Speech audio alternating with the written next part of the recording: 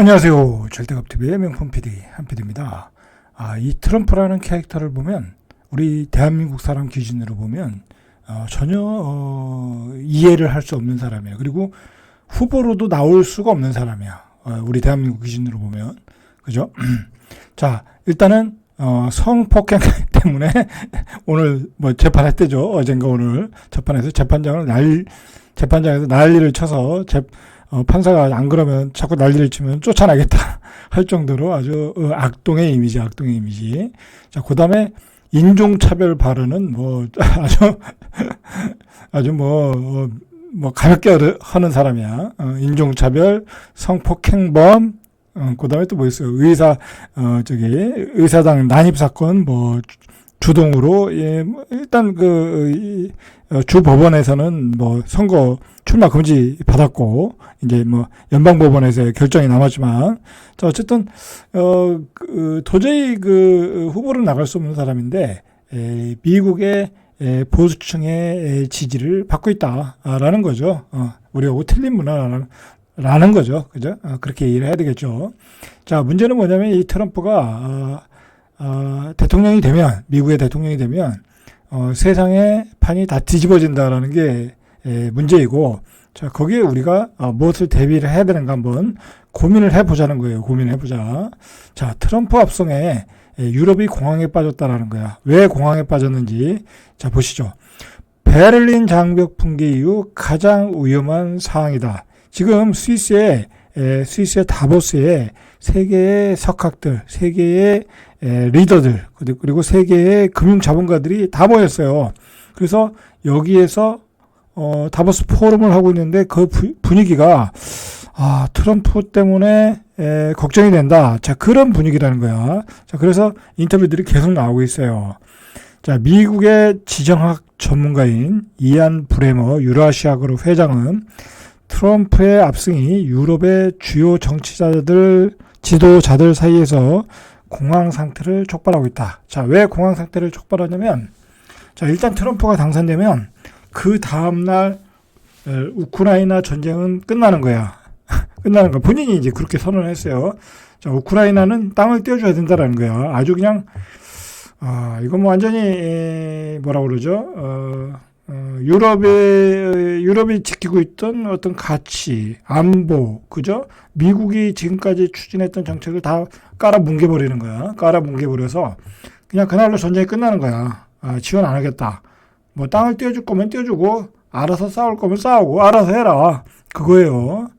자, 이 블레머 회장은, 트럼프 전 대통령을, 대통령 입장에서 젤렌스키를 정치적인 적으로 간주한다는 거야. 이게 바이든에게는 아주 절친 젤렌스키인데 트럼프에게는 정치적인 적으로 간주해서 우크라이나가 러시아에 양도할 영토를 분할하라고 요구할 것이라는 거야. 푸틴 입장에서는 신나는 거죠. 그러니까 푸틴이 계속해서 영토 분할해주고 마무리하자 그러는 제스처를 주고 있죠. 당연히 젤렌스키 입장에서는 그렇게 못하고 있는 거고. 자, 문제는 뭐냐면 그렇게 됐을 때 유럽이 공황에 빠질 수 있다는 거야. 유럽은 이 러시아라는 나라가 공포 그 자체거든. 그죠? 공포 그 자체라고. 독일과 프랑스 같은 나라는 이 국토에 산이 별로 없다고 그래요. 그래서 그냥 대군이 몰려오면은 그냥 무방비로 당할 수밖에 없는 나라라는 거야. 근데 러시아가 동진을 하고 있다라는 거죠. 계속해서 동진을 하고 있다. 자, 그렇게 되면 유럽에 또 전쟁이 일어날 수 있다는 두려움이 생기는 거지. 그죠? 그래서 유럽이 트럼프가 대통령이 되면 굉장히 공황에 빠지고 있다라는 얘기예요. 자, 브레머 회장은 1989년 베를린 장벽 붕괴 이후 유럽인들이 마주하게 될 가장 큰 위험이다라는 거예요. 자, 여기에 또 기후변화도 들어가 있어요. 유럽이 지금 기후변화 때문에 엄청난 지금 고통을 받고 있잖아요. 그러니까 전기차도, 빨리 받아들이고, 디젤차, 화석연료차는 다, 어떤 기간을 정해두고 다, 없애버리는, 일정이고, 그 정도로 기후변화가 굉장히 심각한 상황인데, 또 트럼프는 기후변화에 관심도 없어. 그죠? 그리고 오히려 탈퇴하겠다고 그러고, 파리협정을. 자, 브레머 회장은 유럽뿐만 아니라 미국에서도 우리의 목소리가 나오고 있다. 자, 미국의 입장에서는 미국의 제일 그 첫 번째 밸류, 민주주의의 가치가 송산될 수 있다라는 얘기를 하고 있는 거예요. 그래서 2024년 세계의 위험 1위는 미국 그 자체라고 주장을 하는 거예요. 크리스틴 라가르드 유럽 중앙은행 총재는 프랑스 ETV와 인터뷰에서 트럼프가 자신의 권한을 수행한 첫 4년의 시간으로부터 교훈을 이끌어낼 수 있다면, 그러니까 예전에 4년 동안 한 것을 보니까 그의 재선은 상당히 위협적이다라는 거예요. 위협적이다. 자, 알렉산더 더크로 벨기에 총리는 16일 스트라스부르에서 열린 유럽 의회에서 올해 첫 본회의에 참석해서 트럼프의 재선 가능성과 함께 미국의 우선주의, 미국 자국주의죠, 그죠? 다가오고 있다라고 진단했어요. 자, 유럽인들에게는 우크라이나 지원은 실존적이라는 거. 유럽 사람들이 괜히 지원하는 게 아니라는 거지. 최전방에서 우크라이나가 러시아를 막아줬기 때문에 유럽에 평화가 있는 거야. 근데 우크라이나 땅을 또 떼가고 또 나중에 또 침입할 수 있을 수 있잖아요. 그렇게 되면 러시아가 이긴 거 아니야. 그죠? 러시아가 이긴 게임이 돼버리니까 유럽의 입장에서는 실존적인 문제가 된다라는 거야. 트럼프의 그 분할 양도론이 나오면.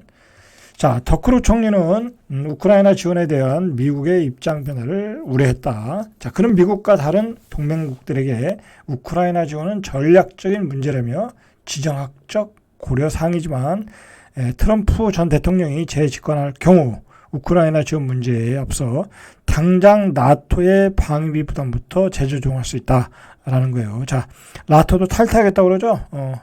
나토도 탈퇴는 안 하겠지만 분담금을 더 내라는 거지, 그죠? 니들 나라 니들이 돈 내서 지키라는 거죠.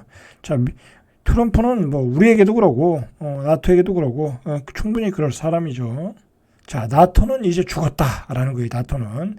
자, 트럼프 전 대통령은 지난 2020년 다보스 포럼 당시 미국이 나토에서 탈퇴할 수 있다고 이미 위협을 했어요. 그리고 유럽의 분담금 증가를 요구했고, 자, 미국 정치 전문 매체 폴리티코는 당시 트럼프 대통령이, 이때는 이제 2020년이면 트럼프가 대통령이었을 때요.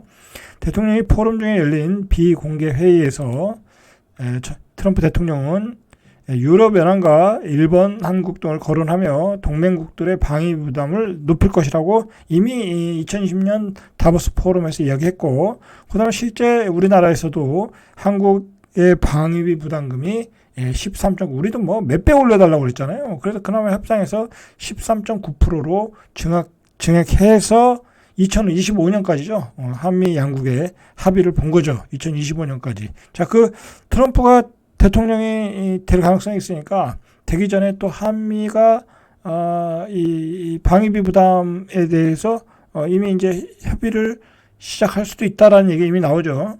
이제 트럼프가 되면 또 엄청나게 요구할 거니까. 자, 나토에 대해서도 이제 엄청나게 요구를 하겠죠. 자, 오늘의 포인트는 이거예요. 자, 이게 어떤 전문가, 그죠? 군사 전문가, 무슨 빅토르첸가, 어떤 창가, 그 양반이 이야기한 건데, 트럼프가 대통령이 되면, 김정은 위원장하고 굉장히 세 차례 정상회담을 이미 했죠. 그리고 마지막 한 게 베트남 하노이 회담이고, 트럼프는 자기 자신도 이제 그런 얘기를 하죠. 김정은과는 좋은 관계이다. 이 좋은 관계에서, 이상한 정책이 나올 수 있다라는 거야. 자, 무슨 정책이냐면, 지금 미국이 이 핵폭탄을 용인하는 나라, 그러니까 서방 7개국 말고, 기존에 가지고 있던 나라 말고, 핵폭탄을 인정하는 나라는 이스라엘과 인도, 파키스탄이라는 거야. 그죠? 자, 가만히 보면 이스라엘은 친미 국가고, 파키스탄도 친미 국가고, 그죠? 파키스탄은, 회교 국가지만 친미 국가예요. 오늘도 이란에 폭격을 했잖아요. 그죠? 다 미국하고 연관이 있겠죠. 그죠? 폭격을 할 정도로. 그리고 이란과 파키스탄은 이 교가 틀려요. 여기는 수니파. 그죠?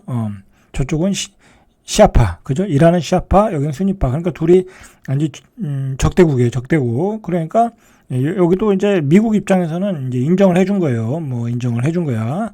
인도도 대중국을 견제하기 위해서 인정을 해준 거예요. 인정을 해준 거야. 자, 그러면 트럼프가 대통령이 되면 북한도 핵을 인정해 줄 수 있다라는 얘기가 전문가들 이야기에서 나오는 거예요. 그래서 네 번째 사실상 핵 보유국이 탄생할 수 있다라는 거야. 이제 핵 보유국을 인정해주고 뭔가 이제 대가를 얻겠죠. 그죠? 어떤 경제적인 대가를 얻겠죠. 그죠? 그런 것도 나올 수 있다라는 거야. 그리고 이 트럼프 입장에서는 북한이 핵을 가지고 있으면 중국도 견제할 수 있고 북한이 견제할 수 있다라는 거. 북한이 무너지면 중국이 밀고 내려올 수도 있잖아요. 그죠? 소련도 밀고 내려올 수도 있고, 그죠? 모르는 거야, 세상 일은. 그죠? 그런 차원에서도, 미국이 북한을 핵 보유국으로 인정해 줄 수 있다라는 거죠. 그러면 우리도 핵을 가져야 되겠죠? 그죠? 그래서 대한민국에서 앞으로 핵을 가져야 된다는 여론이 높아질 수 있다라는 얘기가 벌써 신문에 나오잖아요. 뉴스에도 나오고. 그게 그런 배경에서 나오는 거예요. 여러분들이 그걸 꼭 이해하고 계셔야 돼.